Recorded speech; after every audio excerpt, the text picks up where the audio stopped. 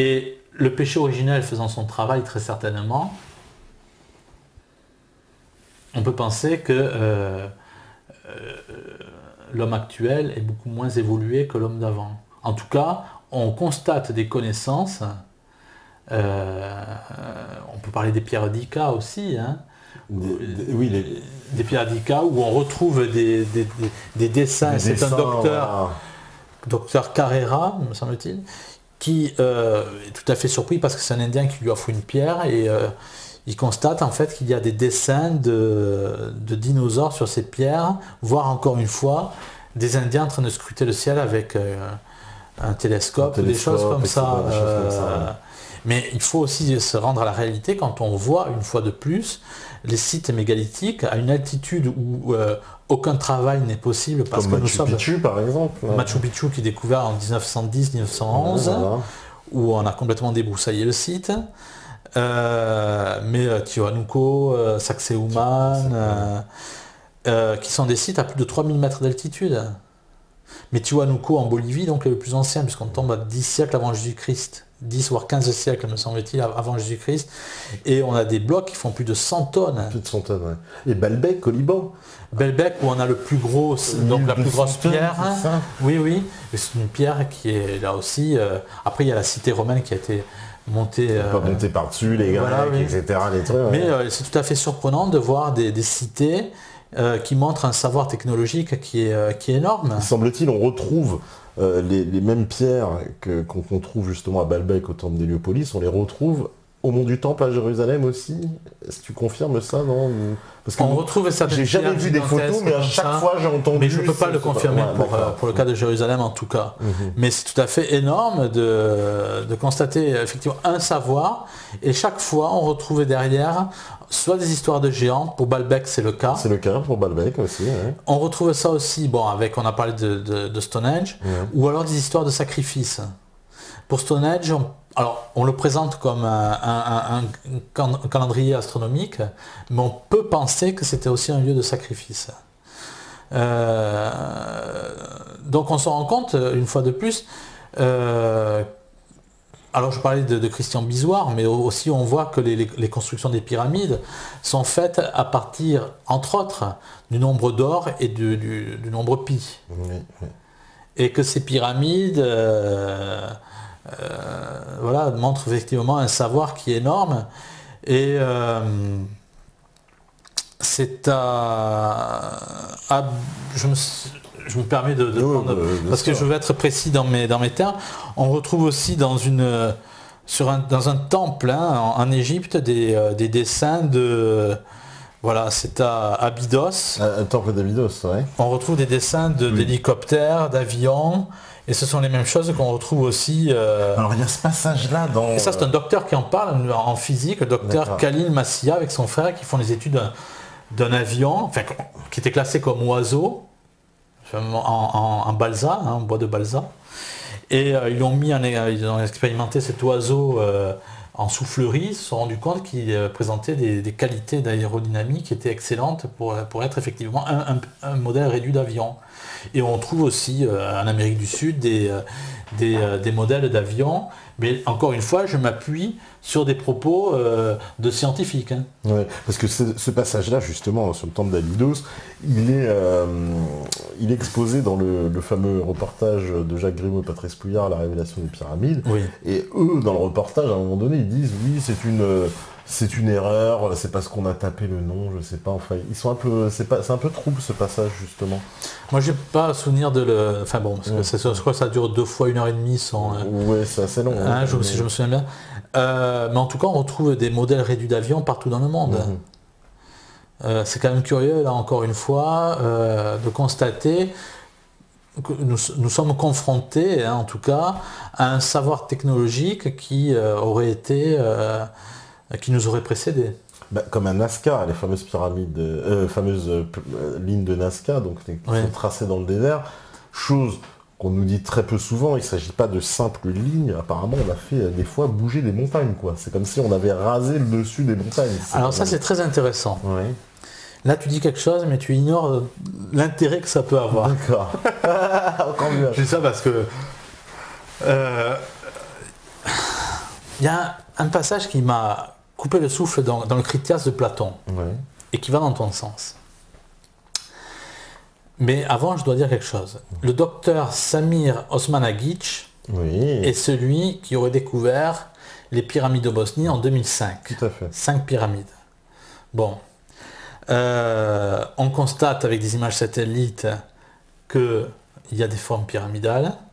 On constate des champs magnétiques autour de ces pyramides, des champs magnétiques très forts. Je cite une dizaine de scientifiques, de professeurs, docteurs, de différentes spécialités qui parlent de ces constatations-là, de ces observations. Et on voit, je suis désolé, mais je ne peux pas faire l'impasse sur des choses parce que je pourrais penser que ça serait fumeux ou quoi au caisse. Ce que je fais, je m'entoure ensuite de référents. Sur la pyramide de Bosnie, la principale, je crois que c'est la pyramide du Soleil, on trouve un faisceau d'énergie qui s'accroît, non pas en se rapprochant de la source, mais en s'éloignant de la source, c'est-à-dire en partant de la pointe de la pyramide, si c'est une pyramide, en montant vers le ciel.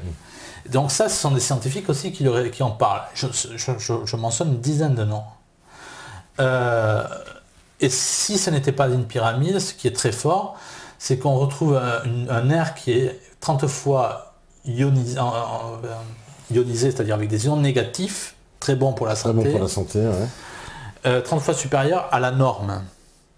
Et les souterrains qu'il y a sous les pyramides n'ont aucun système d'aération et l'air n'est pas vicié. L'air, il n'y a pas de gaz carbonique ni quoi que ce soit. On retombe encore avec l'histoire d'Irin Couillou où on est confronté à un savoir qui nous dépasse. Qui nous dépasse, Et donc Osmanagic fait le constat de tout cela.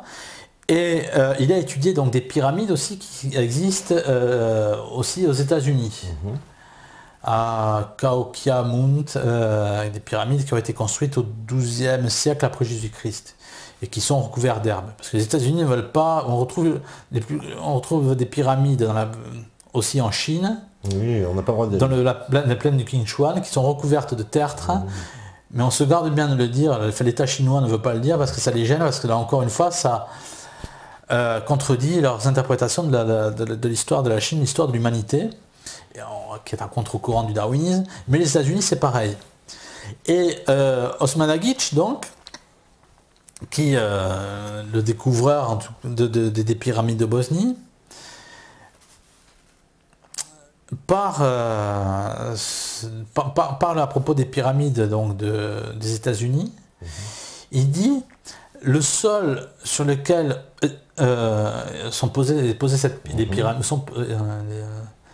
pyramides est parfaitement plat, comme si on avait abattu une montagne, comme si on avait eu la maîtrise, on va dire, du relief. Et Platon, dans le Critias, dit exactement la même chose quand on construit le palais de Poséidon. Il dit qu'on a abattu la montagne pour construire le palais de Poséidon. C'est-à-dire qu'on est dans la même logique. Les termes sont justement... là encore, c'est très fort. Et on a affaire à des travaux mégalithiques sur l'île de l'Atlantide. Et ces travaux-là peuvent être justement, quand on fait peuvent être juxtaposés avec les observations que l'on fait de pyramides qui ne sont pas qu'en Égypte. D'accord.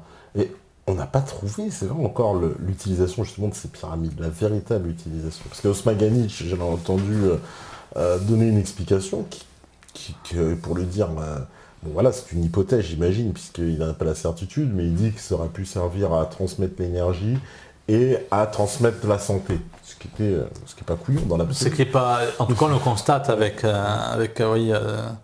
ce qu'on remarque. Mais c'est Rock Soccer, justement, dans un de ses magazines, il explique, enfin, mais c'est pas le seul, justement, il y a aussi un Anglais dans les années 1890 qui est un spécialiste des légendes et qui dit que les pyramides ne sont absolument pas des tombes. il parle de Khéops, de la grande pyramide d'Égypte, qui n'est absolument pas un tombeau. Alors il explique pourquoi, moi j'ai plus le souvenir. Mais en tout cas, ce qui est intéressant, c'est qu'on voit que les francs-maçons, ou tous les gens qui sont haut gradés dans la hiérarchie de Satan, comme Aleister Crowley, étaient fascinés et allaient pratiquer des rituels dans la pyramide de Khéops. D'accord. Bah justement, on va faire une petite pause, puis on va revenir juste après, et on va faire le lien justement entre toutes ces sociétés secrètes. Il faut parler à propos des pyramides, mais ça on reviendra après. Le lien, c'est-à-dire la composition de la pierre de la pyramide de Khéops, qui nous permet d'avancer. Ça, on en parlera tout à l'heure. D'accord. Si la théorie du déluge. Alors on parlera justement de la composition de ces pierres et du lien aussi après qui existe avec toutes ces sociétés secrètes qui, elles, sont fascinées par ça apparemment. Comme par hasard, oui, fascinées par les sites mégalithiques. Voilà. Ce qui était le cas effectivement d'Elena Blavatsky, qui avait créé entre autres la Lucifer Trust en 1922. Ah oui, la fameuse société devenue Lucie, c'est ça? Pour plus de discrétion, et dont une des filiales, le mouvement de la volonté mondiale, siège à l'ONU. Mouvement de la volonté mondiale créé en 1932, qui siège à l'ONU. Et à l'ONU, nous avons aussi la Meditation Room, c'est-à-dire ce qu'on appelle aussi la pièce du Dieu sans visage, où était allé se recueillir ce fameux Paul VI, comme par hasard. Tiens, comme par hasard. On revient juste après, et puis voilà. Voilà, donc de retour pour la partie 2, toujours avec Laurent Glosy. Alors Laurent, justement, on avait dit qu'on allait aborder le thème des pierres, effectivement, des pyramides sur lesquelles elles sont bâties, c'est ça qui... Parce que là, on évoquait justement ces fameuses lignes de Lascaux, les montagnes rasées, tu m'as fait le rapport avec un livre de Platon, tu vois, qui évoquait la même chose. Oui. Voilà. Qui tient effectivement de son nom, enfin, qui lui-même le tenait de son grand-père, enfin, d'où le nom du Christias, et qui avait connu Solon, qui était parti effectivement à Médina Abou, là où il y avait effectivement ces prêtres égyptiens qui connaissaient l'histoire de l'humanité. Oui, pour les pyramides, ce qui est tout à fait intéressant, c'est que pour la pyramide de Khéops, c'est un archéologue, un professeur d'archéologie qui s'appelle Ioannis... alors, autant que Ioann Litsiris, qui a fait des études à Oxford, qui a même connu l'université de Bordeaux, et qui lui donc constate une chose sur la pyramide de Khéops, qui est une chose tout à fait surprenante. 40%, on va dire la moitié des pierres de la pyramide de Khéops contiennent des fossiles intacts. C'est toute la différence. Hein. Ah, des fossiles de coquillages intacts. Sur la moitié des pierres. C'est-à-dire qu'en fait, ce que ça signifie, c'est qu'il y a eu, à l'endroit de ces pyramides, on va dire une région aquatique, mais qui n'a pas duré suffisamment longtemps pour donner des fossiles de coquillages abîmés. Donc c'est tout à fait intéressant. Il y a eu une région aquatique, donc tout à fait provisoire, on va dire. D'où la question du déluge. Et ce qui est intéressant, c'est que Crombette, donc, Fernand Crombette, qui est décédé en 1971, qui est un spécialiste des langues anciennes comme le copte ancien, qui lit les hiéroglyphes, qui contredit Champollion dans sa méthode de lecture des hiéroglyphes, et qui est étudié en égyptologie. Crombette qui pense aussi que la Terre n'a pas des milliards d'années et qui parle de 6000 ans, quelque chose comme cela. À ce point-là? À ce point-là, oui, qui est tout à fait... c'est la périodicité que l'on avançait au moment, effectivement, de la Révolution française. De la Révolution française. Hein. Non, mais attends, passer de 6 milliards à 6000 ans, bon, ça nous rappelle certains chiffres, mais là vraiment, on est... Tout à fait. Et Crombette dit, les pyramides n'ont pas pu être construites par des esclaves parce que la population, après le déluge, était en train de se reconstruire. Et il y a aussi un architecte, dont j'ai oublié le nom maintenant, qui dit que les pyramides les pierres des pyramides auraient été fabriquées dans un système de moulage. Ah oui, alors ça j'ai déjà entendu cette théorie. Et ce qui est intéressant, c'est que quand on va chez les Incas, on entend parler chez les Incas en tout cas, on entend parler d'une légende qui parle des pierres molles et qu'on retrouve aussi en Afrique. Cette notion de pierre molle avec une plante qui rendait la pierre molle. Et quand on réfléchit, cette pierre molle en fait pourrait traduire, pourrait signifier des techniques de moulage. En tout cas pour ce qui est du cas de l'Égypte, il est fortement intéressant d'observer que la moitié des pierres, 40% de la grande pyramide, donc de la pyramide de Khéops, contient des fossiles de coquillages intacts. Ce qui, bon, alors, corroborait on va dire l'existence d'un déluge. Oui. On a découvert aussi, alors ça c'est des découvertes en plus relativement récentes, sur le glissement de la plaque de l'écorce terrestre, et en particulier concernant le cas de l'Amérique tout entière, qui aurait, il y a 400 000 ans à peu près, selon les scientifiques, basculé, je veux dire, est passé de zone froide à zone chaude, mais très très très rapidement. Oui. Alors justement, sur ce point-là, on pense que quand il y a eu le déluge, l'axe de la Terre aurait basculé de 16 degrés. Exactement. Ce qui aurait entraîné une période de glaciation. Oui. Le problème, c'est qu'avec les scientifiques à l'heure actuelle, c'est qu'ils avancent des théories, puis après ils les réfutent, etc. Oui, oui, voilà. Ce qu'on voit par exemple, maintenant la grande mode aussi dans la science, ils avancent par exemple, ils veulent trouver de l'eau partout, enfin dans l'univers. La grande mode, ce sont les exoplanètes. Oui, les exoplanètes. Ouais. Planètes donc en dehors du système solaire. On parle de la fameuse Europa, qui serait une planète gelée un satellite de Jupiter, il me semble. C'est bien ça. Ça, c'est pas une exoplanète. Hein. Ah. Une exoplanète, c'est une planète qui est en dehors du système solaire. Ah, qui est en dehors du système solaire. Voilà. Et on ne peut absolument pas effectivement affirmer que c'est une planète, tout simplement parce qu'il y a trop de poussière.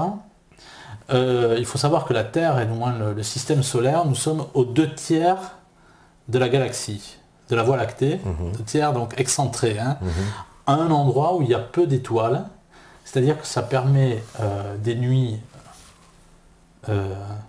suffisamment éclairées pour se repérer. Et pas trop non plus. Et pas trop non plus pour qu'on soit irradié, etc., etc. Et ces exoplanètes, où elles sont, enfin puisqu'on est parti sur les exoplanètes, on nous parle au début d'exoplanètes gazeuses, et puis dans les années 2000 ou les années 1990, on commence à nous parler des exoplanètes telluriques, c'est-à-dire comme la Terre, qui aurait un sol. En fait, voilà. Et ces planètes sont observées dans des endroits très poussiéreux donc, de la galaxie. Et on ne peut absolument pas dire... Ça, c'est ce que ne disent pas les scientifiques, du moins ils ne le présentent pas comme ça. On ne peut absolument pas dire si il s'agit réellement de planètes, c'est-à-dire que plutôt que d'étoiles, c'est-à-dire l'intérêt c'est qu'il pourrait surtout s'agir d'étoiles qui est avortées dans leur système donc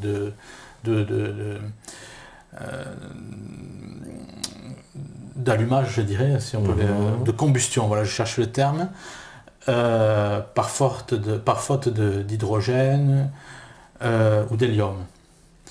Donc ces étoiles n'auraient pas eu assez de carburant pour faire leur combustion et donc elles auraient en sorte avorté, et on a dit que ce sont des planètes, et en plus ces planètes bien souvent ne sont pas éclairées par elles-mêmes, mais elles sont éclairées par une étoile qui est à côté par réflexion de la lumière. Donc tout ça, ça nous amène sur des hypothèses où maintenant il y a des exobiologistes qui imaginent la température, alors on ne sait même pas si c'est une planète, mais eux imaginent la température qu'il ferait effectivement sur cette planète pour imaginer la vie.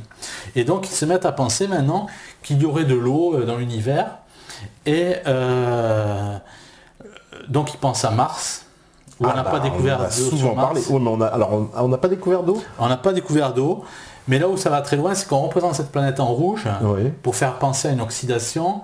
Or, en fait, cette planète, lorsqu'on s'approche un peu plus, elle dément les clichés de la NASA, puisqu'elle est bleue, voire elle est crème, voire marron. Mais il y a bien des... Alors, on nous a parlé de traces, de tracés de lits de rivières asséchés sur Mars. Alors, je ne pensais pas que tu me parles de ça, tu vois.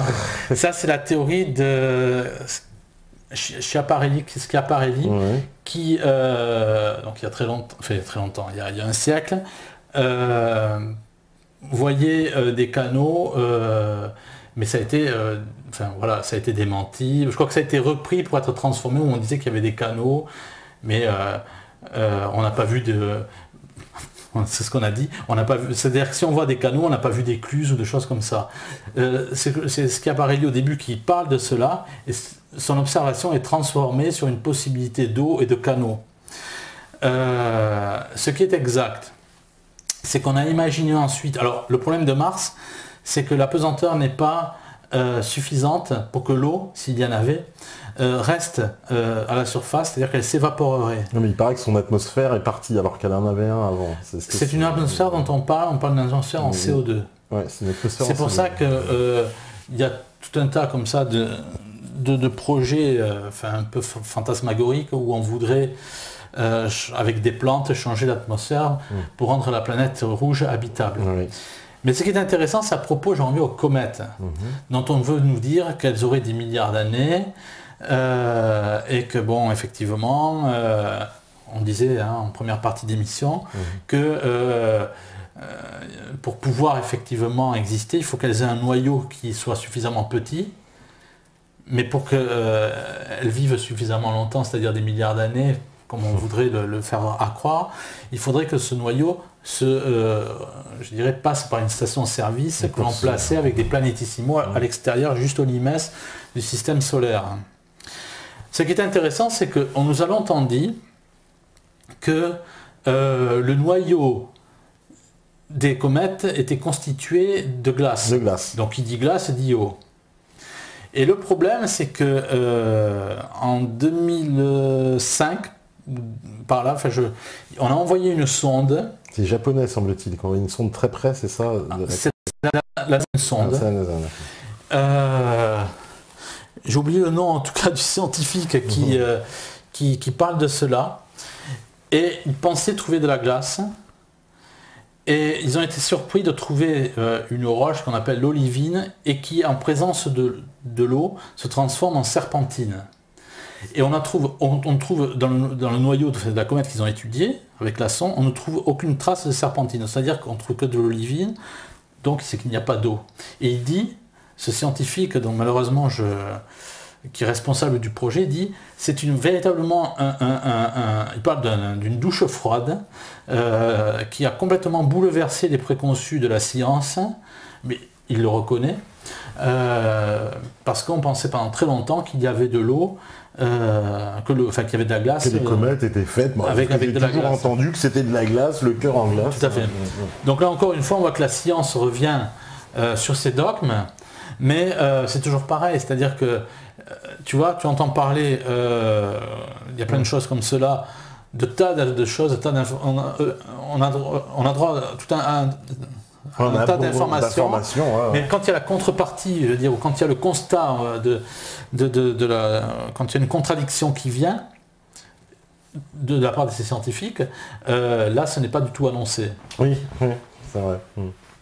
Donc on reste, on va dire, sur l'effet du mensonge, ou du moins de l'erreur, pour dire les choses poliment.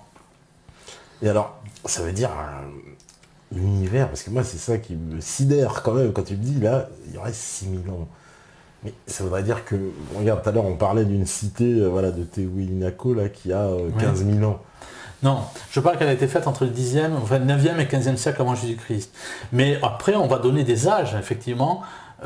Certains pensent qu'elle a existé, peut-être, je ne sais plus, parce qu'on a trouvé des âges. Alors l'existence des dinosaures, elle serait très brève alors dans l'histoire, ce serait épisodique, presque anecdotique. C'est pour ça que Job, en 45, quand il voit le Béhémoth, en tout cas il voit une bête. Quelle est cette bête? Et on sait, avec plusieurs cas, que l'homme a vécu à l'époque des dinosaures. Glenn Rose le montre, il y a plusieurs cas comme cela en tout cas. Il y a plusieurs cas. Le problème c'est que on veut imposer le darwinisme à la société. Et pour que je dirais ce calque prenne, pour que ce dogme prenne, on est obligé d'avoir des longues périodicités. On en revient effectivement à ce qu'on disait en première partie. Mais il n'y aurait pas une concurrence, on peut dire, entre ces dinosaures et ces hommes? Parce que j'ose même pas imaginer une terre pleine de dinosaures. Nous, pauvres humains, j'ai envie de dire, enfin dans notre état physiologique actuel, on n'est pas en mesure de se battre contre eux. Il faut qu'on soit nombreux, avec des armes, des stratégies, etc. Les dinosaures sont plus malins, on le sait, ils étaient assez futés. J'en sais rien. Enfin, en tout cas, un T-Rex, j'ose pas imaginer, une bête énorme avec des dents comme ça, comment...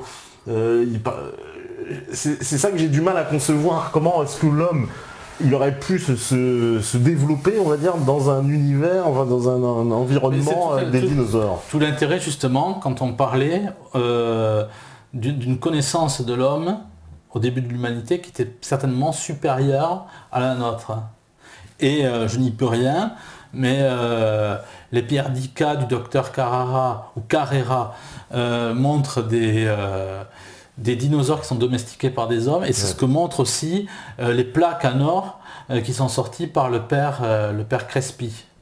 Donc il y a plusieurs cas comme ça ça paraît fou, je veux dire, mais si on fait abstraction de notre bonne éducation et qu'on décide réellement de regarder les choses en face, eh bien, ce dogme effectivement du darwinisme, de tout ce qu'il y a autour, est complètement battu en brèche.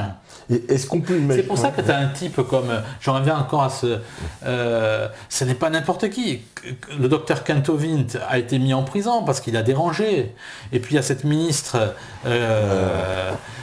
Maria van der Hoeven, qui n'est pas n'importe qui, un ministre de la science, qui dit... et qui est soutenu par Seis Dekker, donc qui a été le plus grand scientifique des Pays-Bas en 2003, décoré du prix Spinoza. Ils disent tous les deux, voilà, il faut enseigner le darwinisme avec le créationnisme avec l'évolutionnisme. Et ce que je ne fais qu'exprimer, c'est du créationnisme. Seulement, on a tellement été baigné dans un mensonge. Écoute, c'est ce qu'on voit aussi avec le... Je veux faire un parallèle avec le docteur, avec Robert Faurisson. C'est-à-dire, il émet une hypothèse, ou du moins il prétend démontrer certaines choses, qu'on ne lui donne pas la possibilité effectivement de développer puisqu'il est attaqué. Et quand... Parce que il faut se remettre ça en mémoire. Les gens qui croient autre chose que ce qu'explique le docteur Faurisson, ne peuvent pas s'imaginer une seule seconde que ce qu'il dit est vrai. Parce que le mensonge a fait sa forme, a pris sa forme, on va dire, dans l'intelligence, entre guillemets, dans la réflexion. Et quand tu avances quelque chose d'autre, bon, le cas échéant sur le créationnisme, ce n'est pas du tout imaginable. Et pourtant, on se rend compte qu'il voilà, y a des traces de dinosaures, on voit qu'un chalutier japonais pêche un plésiosaure, etc., etc., etc. Et on se rend compte que il y a des traces, et elles sont très nombreuses, démontrant qu'il y a une civilisation, voire plusieurs. Mais ces dinosaures, ils ont disparu, pourquoi? Comment ils ont disparu? C'est quoi, le déluge? Alors, moi je pense, et c'est aussi une explication sur... ça peut être une explication sur la disparition des géants, c'est que la pesanteur, après le déluge, avec des courants magnétiques notamment, les courants terrestres, auraient certainement entraîné une pesanteur, un accroissement de la pesanteur. Et donc, une forme gigantesque qui n'avait pas de mal à se mouvoir, on va dire, avant le déluge, ne pouvait plus exister après le déluge. Le problème, c'est que, voilà, alors... Ah, donc c'est pour ça que tous les grands animaux sont morts d'un coup, ce qu'on a vu... On peut le penser. Ouais. Et c'est pour ça que, quand on parle de formes gigantesques, ce sont des formes gigantesques marines. Parce que la pesanteur est moindre en milieu aquatique. D'où l'intérêt de cette fameuse histoire du Loch Ness, et de formes semblables, du moins d'histoires semblables qu'on retrouve partout, même en Islande. C'est courant, quoi. On ne peut pas constamment dire que c'est du faux. Et on retrouve sur une pierre tombale, je ne sais plus, c'est Canterbury, ou je ne sais plus quel est c'est une cathédrale où il y a un évêque anglais qui est enterré, et sur sa tombe, qui est dans l'église, et c'est marrant parce que dans l'église ils ont mis un tapis pour pas qu'on ne le voit pas, pour qu'on ne le voit pas justement, pour qu'on ne le voit pas, sa tombe est recouverte d'un tapis, et il y a sur des parties en cuivre des dessins de dinosaures. Il y a X on va dire, observations qui démontrent que les anciens connaissaient les dinosaures. Les mosaïques romaines, par exemple, il y a des mosaïques romaines qui démontrent, qui reprennent le dessin de dinosaures. On parlait du temple d'Angkor. On peut parler de la porte d'Ishtar aussi. Alors que selon l'histoire officielle, est-ce que même l'état de l'avancée de la science de l'époque leur permettait de reproduire... Alors c'est toute la question, parce que justement, en Australie, il y a des Indiens aborigènes qui chassent un plésiosaure, on les voit avec des lances, mais ils reproduisent en plus le système digestif de l'animal sur cet arbre pariétal. Je pense que je l'ai mis dans mon livre, en tout cas, on voit qu'ils connaissaient, ils avaient certainement dépecé l'animal pour en connaître, en tout cas ils en connaissaient l'anatomie. D'accord. Bon, ça c'est sacrément étonnant. Est-ce que aussi, alors c'est une question, est-ce que les fameuses villes enterrées là, de Göbekli Tepe, etc., qui sont en Anatolie, enfin en Turquie, est-ce que justement c'était pas fait aussi pour se protéger justement d'un monde extérieur parce que c'était un peu bizarre d'aller s'enterrer sous terre. Parce qu'on a retrouvé en plus aussi là récemment, alors là c'est beaucoup plus récent, c'est de cette année, on a retrouvé aussi des constructions en Russie, semble-t-il, en Sibérie. C'est possible. Avec des pierres pareilles, des pierres taillées de lithium, des mégalithes, voilà. Oui, c'est exact. Donc est-ce qu'il n'y avait pas à un moment donné, alors moi ce qui m'a toujours interrogé, c'est de me dire est-ce que l'humanité à un moment donné se protégeait d'un danger, parce que je vois pas l'intérêt d'aller s'enterrer comme ça sous la pierre, de se protéger comme ça. Alors pour le cas de Derin Kuyu, j'en reviens encore à ça en Turquie, qui est en Cappadoce, on disait que les chrétiens se sont abrités dans ce lieu parce que les musulmans, entre autres, leur faisaient des misères. Bon, je pense qu'il y avait Al-Qaïda déjà, parce que... non, mais il faut ou la CIA. Ou la CIA. Parce que l'un n'existe pas sans l'autre. En tout cas, il y a une construction d'une chapelle à Derin Kuyu, et on dit que les chrétiens ont habité cet endroit pour se protéger. Mais si Derin Kuyu a existé, on va dire, a été construit 1500 ans avant Jésus-Christ, c'est qu'il y avait encore une fois, parce qu'on parle des Hittites, on ne sait pas en tout cas pourquoi... on se protégeait de quelque chose en tout cas. Non, je sais pas, c'est un peu bizarre d'aller se percher. Pourquoi aller se percher au haut d'une montagne, être inaccessible? Parce qu'on voit bien qu'ils se rendent inaccessibles du reste du monde extérieur, enfin très difficile. Donc ça veut dire qu'on se protège de quelque chose, qu'on craint quelque chose, non? Peut-être, peut-être pas, je n'en sais rien. En tout cas, les données sont... s'ils l'ont fait à cet endroit-là, c'est que... voilà, peut-être qu'ils pouvaient ils avaient les connaissances pour le faire. Et oui, enfin, peut-être que c'était aussi un endroit qui était... profonde quand même. Oui, c'est fort possible, oui. Parce que c'est ça qui est étrange, c'est sûr qu'on a l'impression qu'ils se protègent. Mais alors, donc ça veut dire quoi? Les créatures donc disparaissent après le déluge, elle emporte une partie des géants, de la civilisation... Tous les géants, quasiment, on va dire tous. Bon. Tous, puisque ceux qui sont dans l'arche, Noé n'est pas un géant, ni sa famille non plus. Et les géants pourtant réapparaissent après le déluge. Oui, donc ça veut dire mais il en a pu rester quelques-uns, non? Je sais pas. Non, le déluge c'est la destruction de l'humanité pour que Dieu recrée une race nouvelle humaine. Une race sans péché. Ouais. Le problème c'est que Cham parle comme entre guillemets, donc il est révoqué, je dirais, par son père, par Noé. Il constitue la lignée comme celle de... c'est la lignée maudite, voilà. Ouais. Donc ce qui s'est passé avant le déluge, à la sortie de l'arche, ça se reproduit. Et la race nouvelle que Dieu voulait créer, on va dire, à la sortie de l'arche, elle est déjà entachée. Pourquoi? Parce que la descendance de Cham a continué dans le...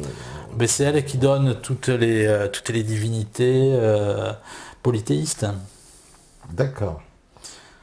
Qui donne les pharaons en Égypte, qui donnent les dieux grecs. Alors pourquoi les pharaons étaient foncièrement mauvais? C'est ça aussi, j'ai du mal à comprendre. Non, mais ils avaient un savoir qui s'appuyait sur la magie. Oui. Autant que je me souvienne, Cham a eu comme petit-fils Nephtuim, qui a donné lieu donc aux branches pharaoniques en Égypte. D'accord. Et qui avait donc la réflexion, mais ça ne peut pas être une certitude, c'est que ces pharaons auraient bénéficié du savoir antédéluvien, savoir on va dire magique, d'où l'intérêt peut-être. C'est pour ça qu'il faut être prudent en même temps et il ne faut pas avoir peur d'émettre des hypothèses. D'où l'intérêt peut-être aussi de cette, on va dire, de toute une hiérarchie occulte, pour dire les choses comme elle est, pour cette région du monde de l'Égypte. Alors justement, pour parler de hiérarchie occulte, il y a aussi donc une thèse qui dit que ces fameux pharaons, donc, parce que j'avais déjà entendu ces thèses justement des pharaons qui posséderaient justement un pouvoir, en tout cas une magie absolument très puissante, et ils seraient venus ensuite en Europe et aurait donné, on va dire, naissance aux monarchies européennes. Et en particulier, on va dire, qui sont venus, on va dire, dans plusieurs pays d'Europe, ce que je peux remarquer, et ça, c'est qu'il existe des pyramides également en France. Et où? À Falicon, à côté dans la baie de Nice. Ah, mais tu vois, je pensais à celle-là. C'est une petite pyramide dans l'arrière-pays de Nice. Elle n'est pas petite, parce que j'ai été voir... Alors là, tu en sais plus que... elle n'est pas tout à fait petite. Est-ce que tu peux me raconter ça? Alors, ce que je peux raconter, en tout cas, pour avoir été, on va dire, je suis témoin oculaire sur cette affaire, c'est qu'en fait, elle est petite, elle paraît petite d'extérieur, mais en fait, elle a été cassée. Semble-t-il, il y a un témoignage sur Internet d'une personne qui dit qu'il y a 20 ans, elle ne l'était pas, qu'elle était encore entière, qu'elle sortait du sol. Aujourd'hui, elle est cassée quand même sur une bonne partie, mais il y a encore une grande partie qui sort du sol. Et ce qui semble, c'est qu'on a bien... Elle est toute creuse, en fait. Et en fait, elle est à l'intérieur de la montagne. Et on voit parfaitement qu'il y a des grandes excavations, des salles, et plusieurs salles.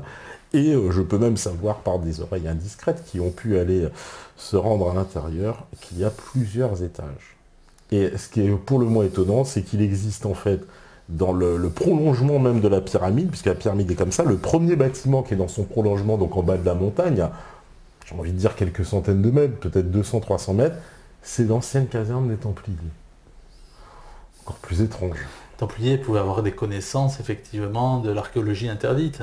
Parfaitement. Mais Et on retrouve aussi dans le village même qui abrite la pyramide, des temples que je pourrais qualifier d'inspiration maçonnique, puisqu'on voit clairement sur la façade du temple, qui est présenté comme une église. D'ailleurs, c'est comme si dans le village, il y a deux églises. Il y a une église tout à fait classique, et une autre église accolée juste à côté, sur laquelle on voit un Christ, qui est sur la croix, avec de chaque côté des personnages qui sont un peu comme, on pourrait imaginer, des gens du Ku Klux Klan, avec des longues cagoules comme ça, et au pied du Christ, symbolisé un crâne et deux os comme ça en croix. Voilà. Qui peut être le crâne d'Adam.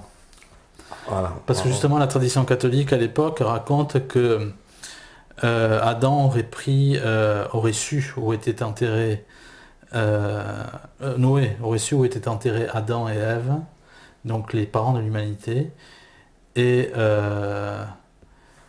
donc les aurait pris les dépouilles et ça c'est raconté pour donner la source par Monseigneur Jouin, Monseigneur Jouin dans un livre qui s'appelle Le Bon Larron, quand il parle effectivement de Dimas qui s'est converti sur la croix lorsqu'il a fait...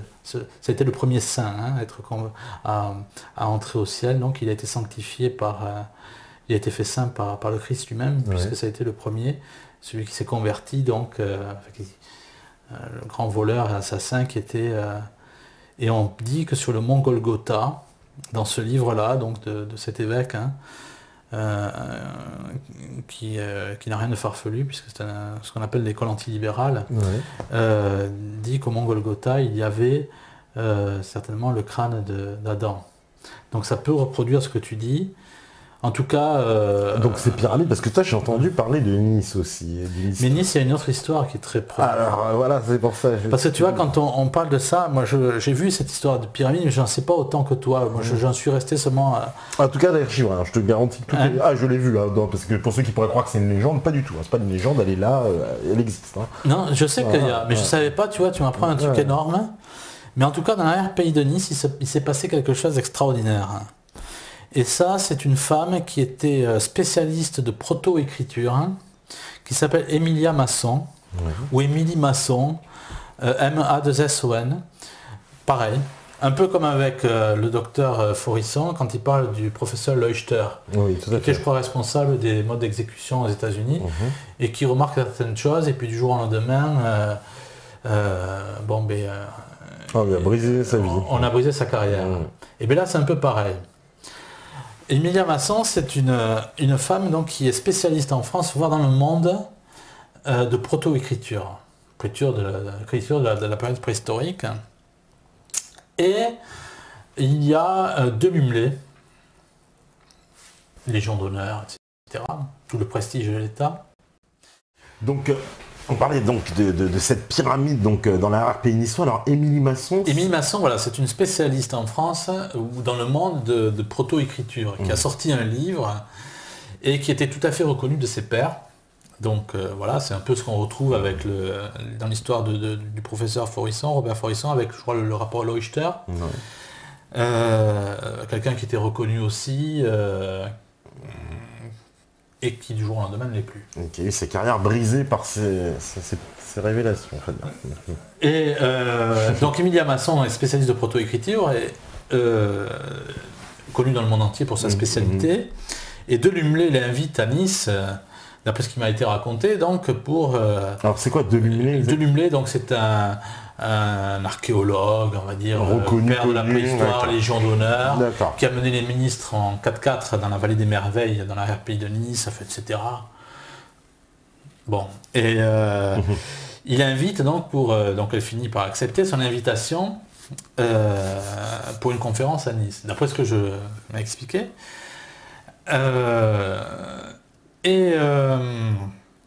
Donc elle y va, et après la conférence, donc il y a une petite visite du site de la vallée des merveilles, et De Lumelay, donc ça fait 30 ans qu'il est là, et il lui montre voilà, un fossile de machin, une pierre de ça, enfin bon, plein de choses dans ce genre, et elle, ça fait 30 minutes, bon, elle est quand même différent, et elle regarde la montagne, et elle lui dit au bout de 30 minutes, mais nous sommes dans une vallée sacrée.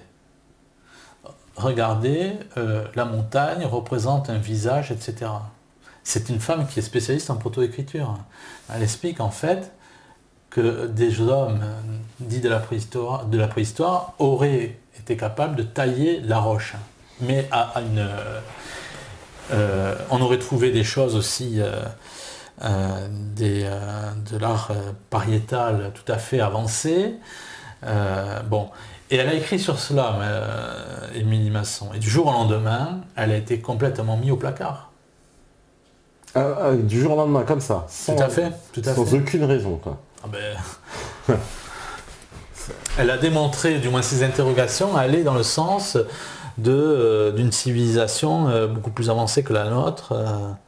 Et c'était quelqu'un qui était effectivement reconnu de ses pairs. Elle a écrit un livre à ce sujet où elle raconte que les gens qui sont là font des études en archéologie. Elle dit même qu'ils ont le regard complètement évaporé, enfin je ne sais pas l'expression qu'elle emploie, pour signifier que ce sont des gens qui n'avaient aucune intelligence, aucune curiosité, ils prenaient des choses, etc. Un peu ce que constate le père Glory. Non, on est réellement... Donc c'est un peu cet arrière-pays niçois, il est quand même bizarre, quoi. Mais c'est ce qu'on retrouve aussi... entre les pyramides... Tu retrouves aussi des pyramides en Sicile. En Sicile, ouais. Où Osman Agic dit qu'il y a 43 pyramides en Sicile. C'est vrai, ça... Il dit que, j'ai plus les chiffres en tête, mais quand il parle de la Chine, il dit que c'est l'endroit où il y a... Parmi les pyramides les pays qui abritent des pyramides, pardon, quand il parle de l'Égypte, il dit que c'est un pays, c'est pas là où il y a le plus de pyramides. Je sais pas les chiffres en tête, malheureusement, parce que ça aussi. Mais il y a des pyramides, je crois, en Australie. Alors on a découvert, il semble, dans l'Antarctique aussi. Alors ça, je n'en sais rien. Moi non plus, j'ai vu. Mais ce qui est tout à fait intéressant, c'est justement, j'en reviens à ces fameuses histoires du docteur Pierre... Dequesne, qui parle effectivement de constructions sous-marines, qui ont été immergées au large des Açores, puisque les Açores seraient apparus après l'immersion de l'Atlantide, Et on trouve ce qu'on disait en début d'émission, et ces vestiges archéologiques ressemblent, d'après cet ingénieur, donc, à ce que l'on trouve dans les mégalithes, les constructions mégalithiques chez les Incas. Je m'appuie sur ce que disent les scientifiques. Ouais. Pas plus, pas moins. Et les fameuses pyramides de Mars, alors, dans la zone de Sidonia. Oui, alors là, on parle... intox, c'est quoi c'est une grosse intox, je pense, pour... Parce que, semble-t-il, l'histoire de base, pour revenir à l'histoire de base, ce sont, paraît-il, des photos de la NASA qui auraient été, on va dire, mises au public de façon indiscrète par des scientifiques japonais qui travaillaient dessus. Ouais. C'est comme ça qu'on vous a expliqué l'affaire. C'est ça. Avec le fameux village de Mars, donc, non, tout ça, que les Américains ensuite ont démenti en disant que c'était un jeu d'ombre. Ils sont, pour te dire, l'obsession qu'il y a de vouloir, ils veulent à tout prix contredire la Bible. Aleister Crowley, le mage satanique, celui qui fait le mage moderne, disait notre moyen c'est la science, notre but c'est la religion. Je signale que dans Magic in Practice, c'est un livre qu'il a, un de ses ouvrages, Magic in the Practice, enfin j'ai oublié le titre, Crowley dans le 12e chapitre écrit que de 1912 à 1928, il pratiquait 150 crimes rituels d'enfants. C'est un livre que l'on trouve en PDF sur Internet en langue anglaise. Magic in Theory and Practice. Voilà le titre. Magic avec CK in Theory and Practice. Crowley écrit cela.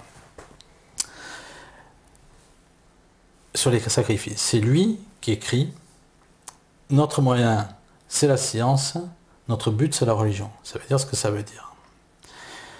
Pour montrer que la science est entre les mains de satanistes.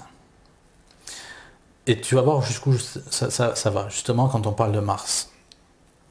Un certain Parson, qui était un adepte de Crowley, sans qui le programme spatial américain n'aurait pas pu avoir lieu, parce que c'est lui qui a étudié tous les carburants, etc., pour pouvoir envoyer des engins spatiaux donc, dans l'univers. Parson, ça a été tué, a espionné pour le compte d'Israël. Il a... c'était un grand sataniste, donc. Il filmait ses ébats amoureux avec sa mère. Et il travaillait pour une des familles Guggenheim, qui est présentée par plusieurs qui s'intéressent aux Illuminati comme une des familles proches des 13 familles Illuminati. Quand Parson est mort, Guggenheim a dit « Nous devons donner le nom de Parson à un cratère de la Lune. Mais pas n'importe lequel, et ça a été fait, un cratère de la face cachée de la Lune. » Ce qui veut tout dire. Et je continue comme ça. En 2005, ça c'est pour Parson. En 2005, on a voulu à tout prix démontrer, on voulait démontrer qu'il y avait de la vie sur Mars. Et tu vas voir jusqu'où ça va. On a envoyé, le 19 décembre, et l'atterrissage sur Mars était prévu pour le 25 décembre, une sonde, c'était un projet européen, et cette sonde s'appelait Beagle 2. Beagle étant le nom du bateau qui a amené aux îles Galapagos Darwin. Non, d'accord. Et Beagle 2, qui devait atterrir un 25 décembre, et qui devait prouver qu'il y avait de la vie sur Mars. Manque de chance, cette émission a capoté parce qu'on a perdu le lien avec cette sonde. D'accord, la sonde Beagle, c'est énorme comme signe. Et toi, tu peux le vérifier.